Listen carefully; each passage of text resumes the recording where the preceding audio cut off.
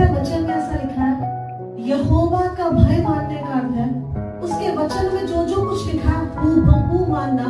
और जब उस भय में चलते हुए हमें कुछ चीजें छोड़नी पड़ती है, उस भय में चलते हुए, क्योंकि ईश्वरीय भय हमारे अंदर होना जरूरी है। और केवल एक ही भय है जो सही है, वो है ईश्वरीय भय, परमेश्वर का भय, परमेश्वर का डर, ताकि हम अपने जीवन में गलत कामों को ना करें। और आज प्रभु करे हर तरह का डर आपके जीवन से हट जाए और परमेश्वर का भय आपके अंदर आ जाए, क्योंकि जो प्रभु का भय मानता है बुद्धि उसी के अंदर निवास करती है। परमेश्वर कहता है वही से बुद्धि का आरंभ होता है जब हम प्रभु का भय मानना शुरू करते हैं। और आज ऐसा हो जाए, आज ऐसा हो जाए, आज ऐसा हो जाए। इतना नहीं करनी होती, मैं बस सिर्फ रो रही होती हूँ, क्योंकि मैं जानती हूँ परमेश्वर मुझे कहां से उठाकर लाया। और जो व्यक्ति ये नहीं भूलता ना, वो कभी नीचे नहीं जाता, वो हमेशा ऊपर जाता है। इनके दासत्व में, गुलामी में जाने का कारण वो भूल गए थे कि उन्होंने परमेश्वर को छोड़ दिया और अपनी मर्जी के अनुसार चलने लगे।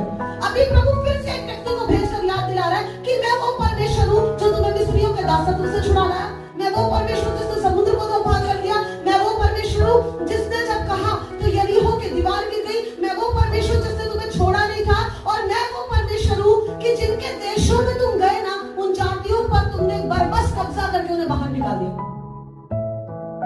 7 सामर्थी जातियों को इजरायलियों के द्वारा बाहर निकाला गया था, जबकि इजरायली जो थे वो गिनती में थोड़े थे, कमजोर थे, उनके पास कोई हथियार नहीं थे।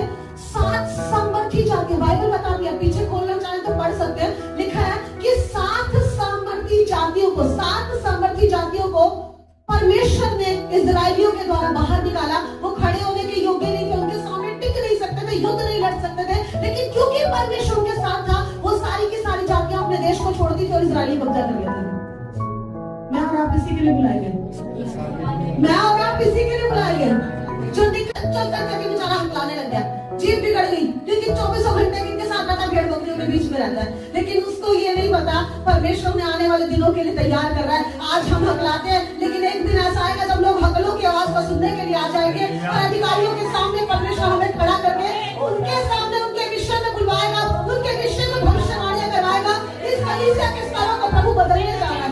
आप बिना डरे खड़े होंगे और वो बोलेंगे जब प्रभु आपसे बुलवाना चाहता है। आज ऐसा हो जाए, आज ऐसा हो जाए, आज ऐसा हो जाए।